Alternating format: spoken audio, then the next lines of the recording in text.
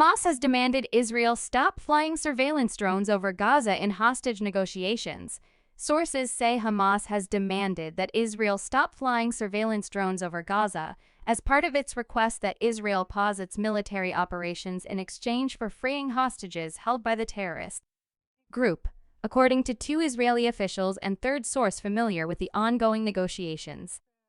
While Israel could pause its military operations for as long as several days to allow for scores of hostages to be released, the sources suggested it is unlikely to accept the drone request since it would mean losing track of the movements of Hamas operatives, including any efforts to move the hostages within the Gaza Strip.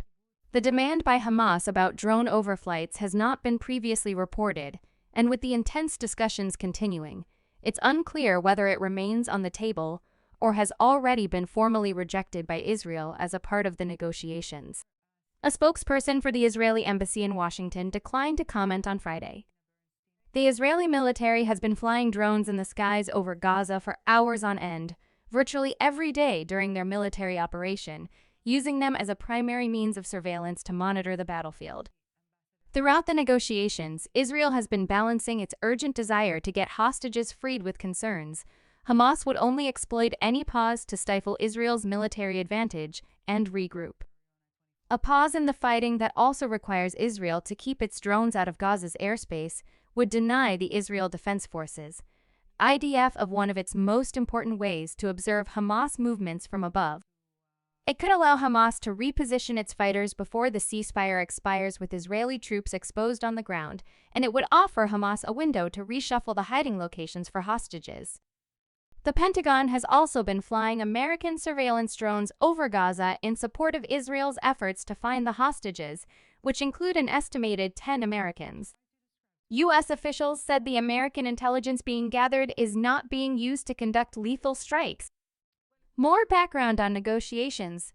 The negotiating parties Israel, Hamas, and the U.S., with Qatar mediating between them, continue to grind away as they try to reach an agreement on a number of sticking points. These include how many days a potential pause in fighting would last, and the number of hostages that would be released, according to sources familiar with the talks.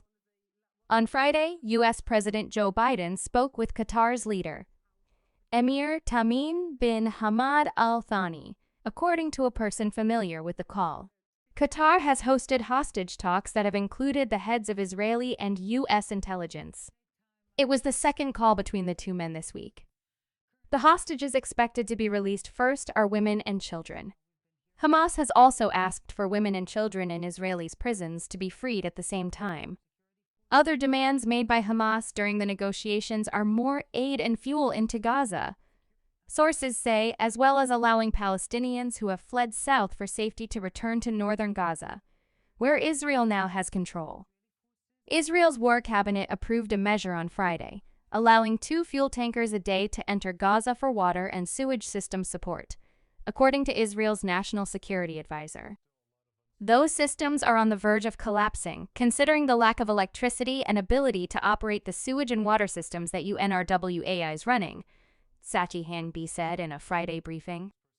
In consulting with the Israel Defense Forces and Israel's International Security Academy about whether the decision damaged operational objectives or supported Hamas, the answer was that the American request can be accepted, Hangidi said.